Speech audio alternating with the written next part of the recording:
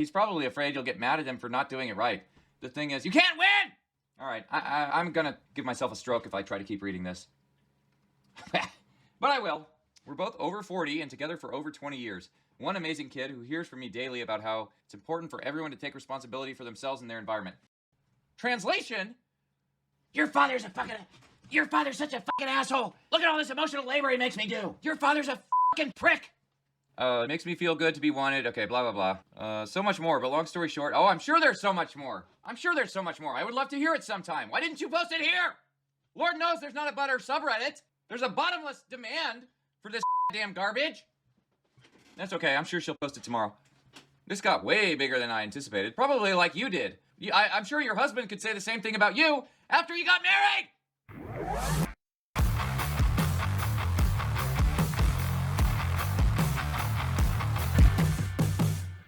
Thanks for the gold, kind Redditor. I've been trying to reply to people, but there's no way.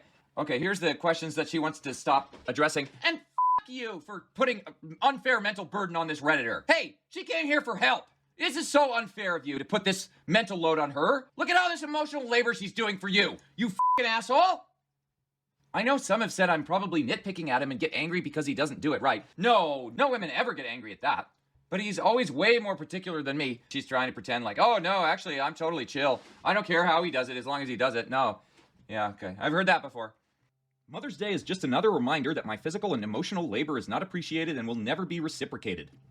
I was a single mom for 8 years. I make bad choices.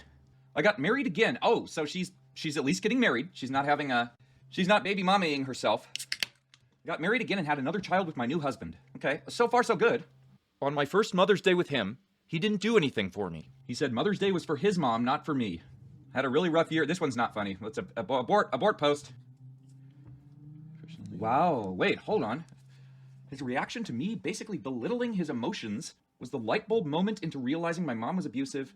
Wow, okay. Well, that's a surprisingly frank admission of fault. Better than anything I've seen in 2XChromosomes. Good on you for admitting to that behavior. Yeah, a little nugget of, something. A little nugget of corn in shit, I guess, is the closest I can come.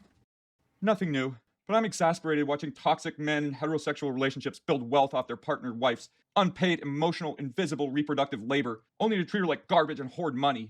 It's the toll of the needy, emotionally absent, financially controlling men, especially to vulnerable women. The more vulnerable the woman is, the more difficult it is to leave these toxic relationships in the first place. Okay, fair enough. Disabled women of color. Oh, here we get into the intersectionality. Okay, I was wondering when it was going to come in. History of abuse, inadequate social family support. That's maybe the worst. Lack of university degree. Oh, I spoke too soon, etc.